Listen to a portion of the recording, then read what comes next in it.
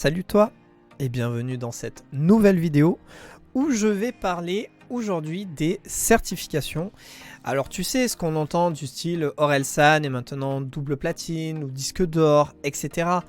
C'est cool, mais est-ce que tu sais vraiment ce que c'est, à quoi ça sert et comment nous en tant qu'artistes on peut arriver à ces certifications là? Bon alors, on a tous entendu à la télé ou à la radio ou sur internet qu'un artiste a par exemple été double disque de platine ou disque d'or, etc. Mais en fait, je me baladais sur mon blog parce que je tenais un blog avant sur mon site internet et j'avais fait un article sur les certifications qui avait bien plu et je me suis dit bah tiens, ça serait peut-être pas mal de le faire en vidéo et de le mettre à jour puisqu'il y a eu quelques petites modifications, des ajouts, des choses comme ça. Donc voilà, j'espère que cette vidéo va te plaire. Alors je mettrai en lien dans la bio le blog, le site du blog. Il y a d'autres articles, il y en a 2-3 que j'ai chopé que je ferai peut-être en vidéo. Donc si t'es curieux, va voir ça et puis voilà.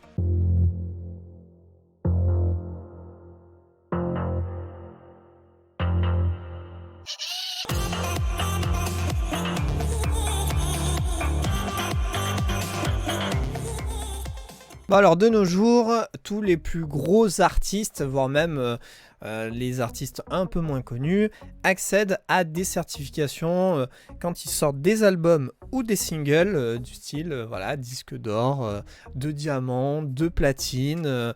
On en a l'habitude, on entend parler là par exemple, qu'est-ce qu'il y a eu? Il y a eu Orelsan, il y a eu Stromae, mais voilà d'où ça vient en fait et à quoi ça sert hormis nous dire bah tiens Orelsan il est en train de tout écraser autour de lui, il a fait tant d'écoutes, tant de vues, etc. Parce que ça on le comprend, ça veut dire qu'il est numéro 1. Moi je suis le numéro 1, ok?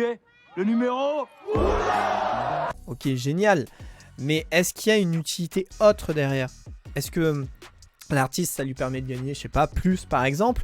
Ou est-ce que c'est juste voilà, pour montrer que l'artiste est en vogue et qu'il gère avec son dernier projet en date quoi? Alors c'est en 1950 que les maisons de disques, les majors, vont commencer à décerner des récompenses aux artistes pour mettre en avant leur succès et évidemment ceux de la maison de disques, puisque si l'artiste réussit, la maison de disques réussit, ça va dans les deux sens. Voyons ça ensemble. Et donc ça va permettre de faire un gros coup marketing puisque les gens vont commencer à entendre que tel artiste a fait tant de ventes d'albums et du coup que tel major a cet artiste et a rentré aussi tant d'argent. Donc coup marketing, mais également ça permet de récompenser l'artiste de son travail et ça c'est plutôt cool. La première certification à apparaître est le disque d'or et c'est dans la presse que ça apparaît, puisqu'en ce temps-là, dans les années 50, il n'y avait pas énormément de moyens de diffusion non plus. La presse était l'un des médias, le média le plus utilisé même, surtout aux États-Unis. Donc cette certification, pour l'avoir, il fallait réunir ou le nombre d'exemplaires vendus, ou alors la somme totale rapportée des ventes. Sauf que, du coup, vu qu'on pouvait choisir l'un ou l'autre, ça va foutre un certain bordel. Et il va y avoir un petit peu des magouilles par-ci par-là, du style on va payer des gens pour qu'ils achètent plus d'albums par exemple. Et du coup, certains artistes vont se retrouver avec des certifications qui en vrai ils n'auraient pas dû avoir. Et certains vont le voir et vont gueuler. Donc ça va faire un sacré bordel quoi. T'as compris. En 1958, la RIAA, Recording Industry Association of America, va mettre en place un programme de certification afin d'éviter les abus. Et oui, puisque du coup, il y a 8 ans qui s'est écoulé. En 8 ans, il y a dû y en avoir du bordel. Et du coup, faut pas oublier que ces certifications permettaient aux maisons de disques de gagner encore plus d'argent. Donc des magouilles, j'en doute pas que ça a dû y aller comme il fallait. Holy Motherforking shirtballs. Alors aux États-Unis, c'est la RIAA qui s'occupe des certifications, mais chaque pays a sa propre association, quoi. En Angleterre, par exemple, c'est la BPI, donc la British Phonographic Industry, et en France, c'est la SNEP, le Syndicat National de l'Édition Phonographique. Donc avec tout ça, la certification s'organise et il va y avoir un seuil des ventes qui va être mis en place avec un barème. Et c'est seulement lui qui comptera. Ça ne sera pas autre chose, ça sera ce seuil de vente avec ce barème qui va évoluer dans le temps avec le marché du disque et plus généralement maintenant de la musique, puisque il n'y a plus que le disque maintenant, puisqu'il y a aussi le streaming. Le seuil pourra donc augmenter ou diminuer au fil de cette évolution des années, de comment se comporte le marché. Si par exemple ça vend moins, le seuil pourra diminuer, et s'il y a beaucoup plus de ventes, le seuil pourra augmenter. Évidemment, ce barème est propre dans chaque pays. Il est évident qu'aux States, le barème sera beaucoup plus haut qu'en France, puisqu'il y a beaucoup plus de monde aux States. Il va y avoir également la création de nouvelles certifications, puisque la toute première était l'or, mais évidemment, au plus il va y avoir de ventes, au plus les chiffres vont être gros, et donc il faut de nouvelles certifications, tout simplement. Donc avec ça, on va avoir le disque d'argent, le disque de platine, le disque de diamant, et également tout ce qui est leur double ou triple, donc double disque de platine ou triple disque de diamant, par exemple. Tout ça, également, ça varie en fonction des pays. Nous, par exemple, on n'a pas le disque d'argent en France. Alors justement, venons-en à notre pays, la France. Ô douce France, cher pays de mon enfance. J'ai fait un petit historique là de la certification, de quand elle a été créée, un petit peu toute cette évolution.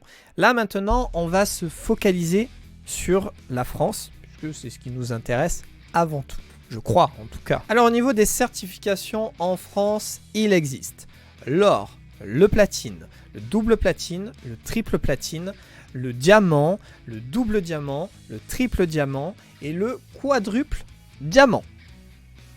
On les a tous faits. Alors petite précision, les certifications concernent aussi bien les singles, les albums, mais également les clips musicaux. Alors évidemment, il y a l'ère du streaming. L'ère du disque est toujours là, mais le streaming est bien en place et ne cesse d'évoluer encore plus avec la pandémie. Je sais plus si à chaque fois je dois dire qu'on vit encore actuellement ou qu'on a passé, on est encore dedans techniquement. Donc bon, la pandémie actuelle. Depuis 2016, le streaming est pris en compte pour la certification. Avant 2016, ça n'était pas le cas. Mais depuis le 27 avril 2018, seuls les écoutes d'abonnement payants sont pris en compte. C'est-à-dire que depuis 2016, le streaming était pris en compte et que tu aies un compte payant ou un compte gratuit comme sur Spotify par exemple, Spotify ça a comptabilisé. Maintenant, les comptes gratuits ne sont pas pris en compte. Évidemment, tout ceci est dans un souci de fraude. Voilà, parce qu'il y avait carrément des genres d'usines, des entrepôts ou autres, où en fait il peut y avoir plein de serveurs, d'ordinateurs, ce genre de choses, et qui faisaient automatiquement des lectures sur un artiste pour les comptabiliser. Mais c'est parfaitement illégal, savez-vous. Pour qu'un artiste puisse gonfler ses statistiques et même l'argent qui pouvait rentrer, quoi. Au niveau des téléchargements, parce qu'il y a le streaming juste pour écouter, et il y a le téléchargement quand tu achètes. Un téléchargement équivaut à 150 streams. Voilà. Donc quand tu achètes un titre digital, c'est comme si tu l'avais écouté 150 fois. Si demain tu sors un single, donc un single pour rappel, c'est jusqu'à 3 titres maximum. Si demain tu sors un single, pour être certifié disque d'or, il faudra que tu fasses 15 millions de ventes. Si tu veux être platine, il faudra que tu en fasses 30 millions. Et pour être certifié disque de diamant, il faudra en faire 50 millions. Si c'est un album que tu sors, dans ce cas-là, pour faire l'or, il faudra faire 50 000. Pour platine, ça sera 100 000. Pour un double platine, ça sera 200 000. Pour un triple platine, ça sera 300 000. Pour un diamant, ça sera 500 000. Pour un double diamant, ça sera 1 million. Pour un triple diamant, ça sera 1 500 000.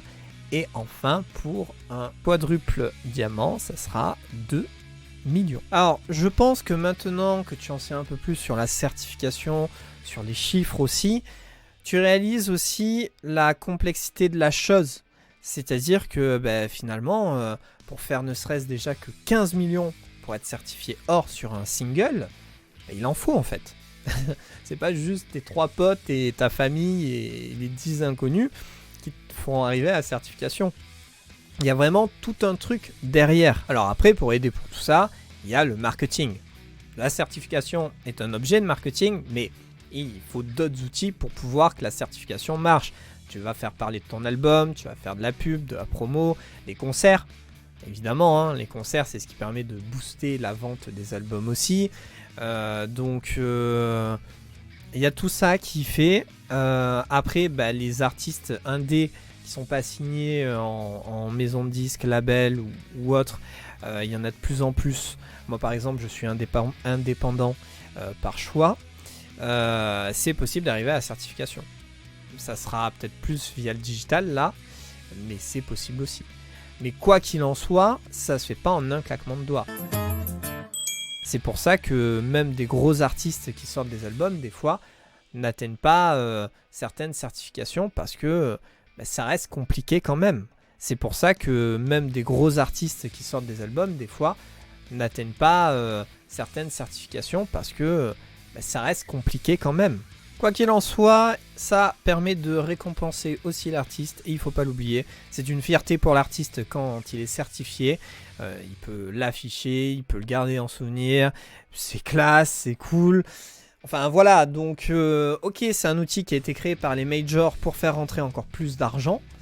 Après, en même temps, c'est leur but, mais en même temps, ça a permis aux artistes d'avoir une gratification, puisque ces certifications aussi peuvent permettre à l'artiste de toucher plus d'argent, puisque il y a peut-être des endroits, des festivals ou autres qui vont voir que par exemple, tel artiste a vendu tant d'albums, il est en hype et tout ça un peu en ce moment, vas-y, on va le contacter pour voir, pour le programmer pour le festival ou pour ce club-là, ou voilà.